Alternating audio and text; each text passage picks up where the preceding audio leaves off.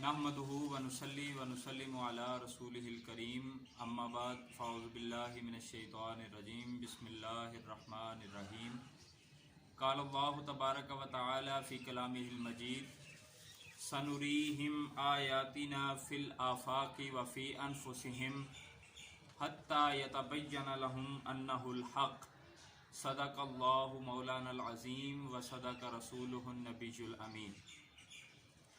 मोअज़्ज़ज़ नाज़रीन, आज 4 रमज़ानुल मुबारक 1441 हिजरी में अफ्तार ट्रांसमिशन के साथ हाजिर हैं। अल्लाह रब्बुल इज़्ज़त का बेपाया लुत्फ़ व करम है कि जिसने हमें अपनी तौफ़ीक़ ख़ास से रमज़ानुल मुबारक की ये कीमती सातें अता फ़रमाई। नाज़रीन किराम, गुज़श्ता बाकी तमाम रोज़ों की तरह आज भी हम एक नए मौजू के साथ शरीक खिदमत हैं। आज जिस मौजू का इंतखाब किया गया उसका ताल्लुक मोजज़ात से है। कुरान पाक में अल्लाह रब्बुल इज़्ज़त ने बेशुमार मुकामात पर मुख्तलिफ अम्बिया और रसूल के मोजज़ात का तज़किरा किया। आज हम उन अम्बिया किराम का जिक्र भी करेंगे और ये भी समझेंगे कि मोजा किसे कहते हैं और मोजा किस लिए नबियों और रसूलों को अता किया जाता है। और फिर आखिर में हम ये भी देखेंगे कि रसूल अकरम सल्लल्लाहु अलैहि वसल्लम की ज़ात अक़दस को अल्लाह रब्बुल इज़्ज़त ने कौन कौन से मोज़ात अता किए और सबसे बड़ा और अहम मोज़ा रसूल अकरम सल्लल्लाहु अलैहि वसल्लम की ज़ात को कौन सा अता किया गया। आगाज़ में जो मैंने तिलावत आयत मुबारका की है उसका तर्जुमा मैं आप लोगों की खिदमत में पेश करना चाहूँगा। कुरान पाक में सूरतुल सजदा में रसूल अकरम सल्लल्लाहु अलैहि वसल्लम के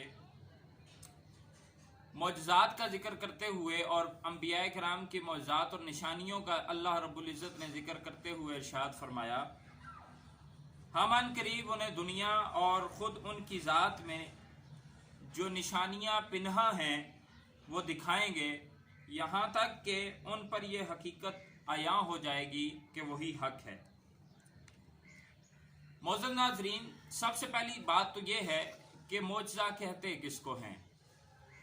मोजज़े का लफ्ज़ अरबी ज़ुबान का लफ्ज़ है और इसका मादा इश्तिक़ाक़ जो है वो आजिज़ा या अजाज़ु अज्ज़न से है, जिसका मतलब है आजिज़ हो जाना, किसी चीज़ पर कादिर ना होना।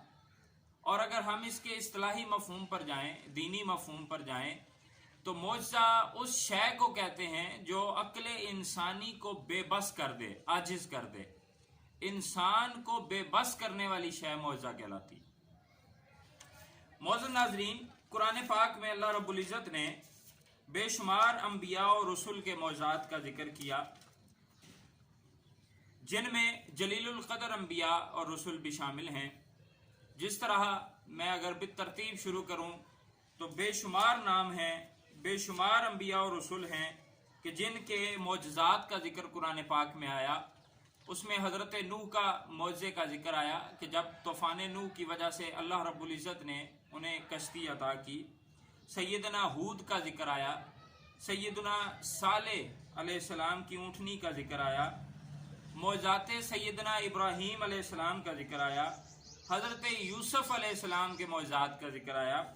मोअज़्ज़ज़ नाज़रीन, सैयदना मूसा अलैहिस्सलाम का मौजज़ात का जिक्र आया, जिसमें सबसे बड़ा मौजज़ा ये था कि आप कलीमुल्लाह थे। अल्लाह रब्बुल इज़्ज़त से आपने कलाम फरमाया कोहे तूर पे, और हज़रत मूसा अलैहिस्सलाम को उस वक्त के जादूगरों के मुकाबले में अल्लाह रब्बुल इज़्ज़त ने एक असा अता किया था जिससे आपने उनको आजिज़ किया।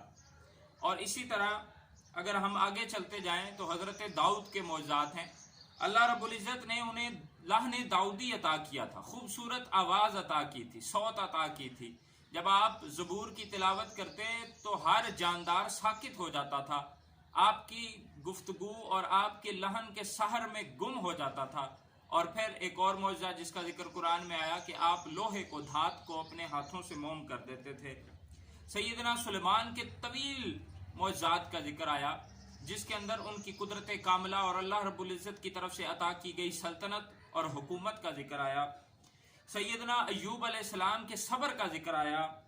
اسی طرح سیدنا یونس علیہ السلام کے معجزات کا ذکر آیا کہ کس طرح اللہ رب العزت نے انہیں ایک مچھلی کے پیٹ کے اندر 40 روز تک زندہ رکھا۔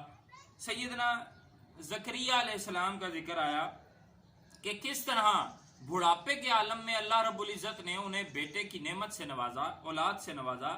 اسی طرح اگر ہم سیدنا عیسیٰ علیہ السلام تک آئیں تو حضرت عیسیٰ کو بے شمار معجزات سے نوازا۔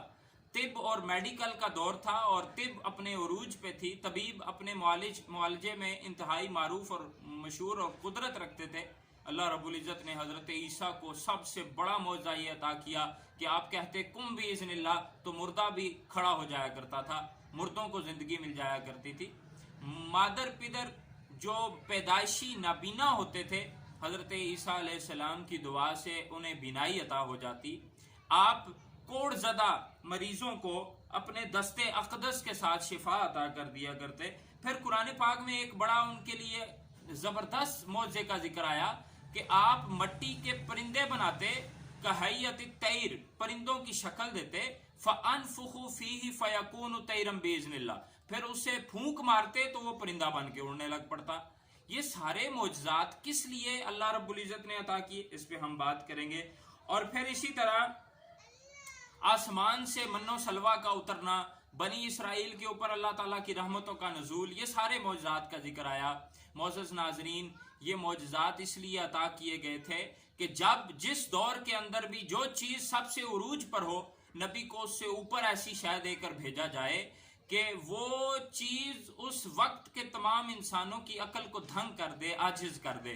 جب حضرت موسیٰ علیہ السلام فرعون کے دربار میں آئے اور آپ نے اپنا عصا نکالا اور اپنا دست اقدس اپنی بغل سے نکالا اور وہ روشن ہو گیا تو سب پوچھنے لگے یہ کہاں سے لائے؟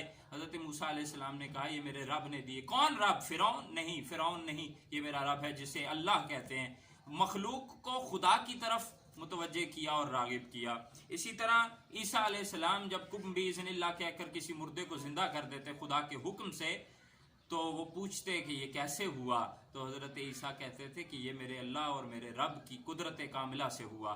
اسی طرح معزز سامعین، نبی اکرم صلی اللہ علیہ وآلہ وسلم کی ولادت باسعادت سے لے کر آپ صلی اللہ علیہ وآلہ وسلم کے اس دنیا سے وصال فرما جانے تک اللہ رب العزت نے آپ صلی اللہ علیہ وآلہ وسلم کو بے شمار معجزات عطا کیے۔ اگر میں یہ کہوں قرآن و حدیث کے مفہوم کی روشنی کے اندر کہ آدم سے لے کر جناب عیسیٰ تک اللہ رب العزت نے تمام معجزات ایک ذات کے اندر جمع کر دیے اور وہ رسول اکرم صلی اللہ علیہ وآلہ وسلم کی ذات اقدس ہے تو بے جانا ہوگا۔ معزز ناظرین، اگر رسول پاک کی ولادت سے شروع کریں تو ولادت بھی معجزہ، اس کے بعد آپ صلی اللہ علیہ وآلہ وسلم کا بچپن بھی، لڑکپن بھی، جوانی بھی، بڑھاپا بھی، اور آپ کا گفتار، کردار، ہر شے معجزات پر مبنی تھی۔ لیکن آج میں نے آپ صلی اللہ علیہ وآلہ وسلم کی ذات اقدس میں سے جیسے کہ آپ کو ذکر کیا کہ سب سے بڑا معجزہ کون سا تھا رسول اکرم کو جو اللہ رب العزت نے عطا کیا، تو وہ ہمیں اس وقت پتہ چلتا ہے جب رسول اکرم صلی اللہ علیہ وآلہ وسلم کوہ صفا پہ کھڑے تھے اور کوہ صفا پہ کھڑے ہو کے آپ نے اعلان کیا، اے کفار مکہ، اے مکہ والو، میں اگر یہ کہوں کہ اس پہاڑ کے عقب سے ایک لشکر تم پر حملہ آور ہونے والا ہے، اتنے جملے رسول پاک کی زبان اقدس سے نکلنے کی دیر تھی کہ تلواریں اپنے میان سے باہر آ گئی، لوگ یہ سمجھنا شروع ہو گئے شاید حملہ ہو گیا۔ رسول پاک نے فرمایا رکو، اگر تم میری زبان پر اتنا یقین رکھتے ہو، اتنا تمہیں اعتماد ہے، تو پھر یہ بھی مان لو کہ اللہ ایک ہے، اس کے سوا کوئی عبادت کے لائق نہیں۔ اس واقعے سے ہمیں یہ پتہ چلتا کہ جناب نوح نے اپنی کشتی کے ذریعے معجزات کا ذکر کیا، حضرت عیسیٰ نے شفا کے ذریعے ذکر کیا، حضرت موسیٰ علیہ السلام نے لوگوں کی عقلوں کو عصا کے ذریعے عاجز کیا۔ لیکن جب باری آئی رسول پاک صلی اللہ علیہ وآلہ وسلم کی تو رسول پاک صلی اللہ علیہ وآلہ وسلم نے تمام انسانیت کو اپنے کردار کے ساتھ عاجز کیا، اپنے اخلاق کے ساتھ عاجز کیا، اپنی سیرت مبارکہ کے ساتھ عاجز کیا۔ تو رسول پاک صلی اللہ علیہ وآلہ وسلم کا سب سے بڑا معجزہ آپ کی سیرت و کردار تھا۔ جی معزز ناظرین، یہی وجہ تھی کہ مکہ کے اندر جہاں پہ بے حیائی، برائی، فحاشی، عریانی، فحش گوئی اور جھوٹ اپنے عروج پہ تھا، وہاں پہ ایک نوجوان ایسا بھی تھا کہ جسے کبھی کسی نے خیانت کرتے نہ دیکھا تھا، ایک نوجوان ایسا بھی تھا جسے کبھی کسی نے جھوٹ بولتے نہ دیکھا تھا، بے حیائی کرتے نہ دیکھا تھا. جی وہ ذات محمدی صلی اللہ علیہ وآلہ وسلم تھی. یہ تو رسول پاک صلی اللہ علیہ وآلہ وسلم کا سب سے بڑا معجزہ تھا.